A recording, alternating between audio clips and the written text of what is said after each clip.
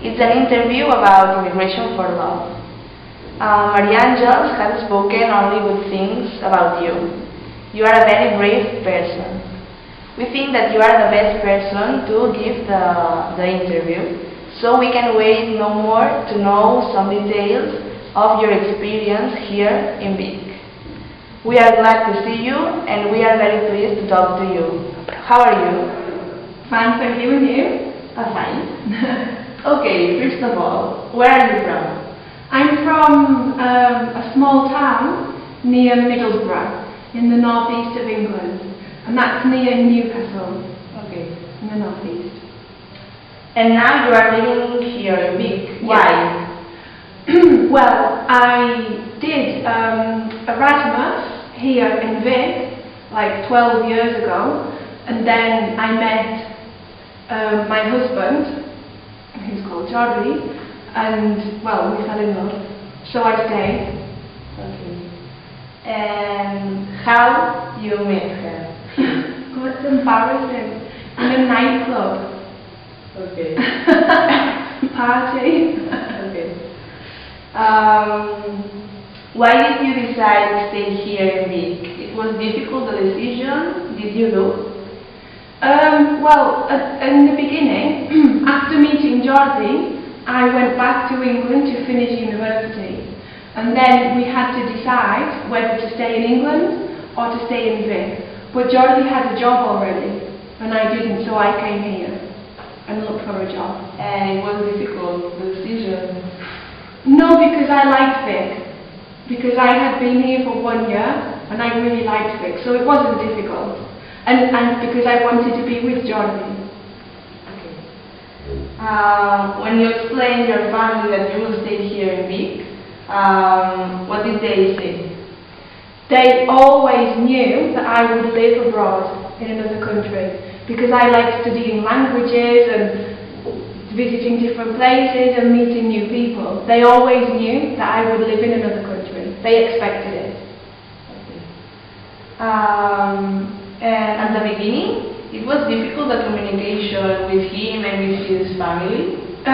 Well, I spoke Spanish, but everyone spoke Catalan. So they would change the language for me, but people would always say to me, Emma, come on, learn Catalan. And I would say, no, I'm so shy, I'm too embarrassed. A bit difficult. Okay. It's difficult to live far away of your friends and your family. Yeah, I think it depends on what's happening in your life. It's more difficult. For example, in the beginning, it was really easy, but now I've got children, it's more difficult to live far away from your mum, from your sister, from your brother. It's a bit more difficult because of cultural reasons. It's different, like having a child here than in England. So you think it's better to find a relationship in your country? No, not necessarily, no. Would you recommend this experience to somebody? Yes, I know lots of people like me. Are you stronger after this experience? I don't know. Probably. Okay. Probably. How is the feeling when you leave everything for love? Have you regret something? I haven't regretted anything, but sometimes it's a bit scary because I think my whole life is here now. Like my job, my children, everything is here. I have nothing now in England. Well, my family, but nothing of me in England. So I think, what happens if Jordi and I separate? What will I do? But that won't happen. Touch wood, touch wood. Did you ever fall in love before? Not really, no. Not like when I met Jordi. Because when I met him, I knew that he was the one for me. Do your children speak English? It was easy for them to learn English? Yes, they do speak English. I've got 2 boys, Edward, who's 8, and David, who's 5. But they speak English differently. Because, for example, when Edward was learning, he never used to mix Catalan and English. He would like say half a sentence in English and then half a sentence in Catalan.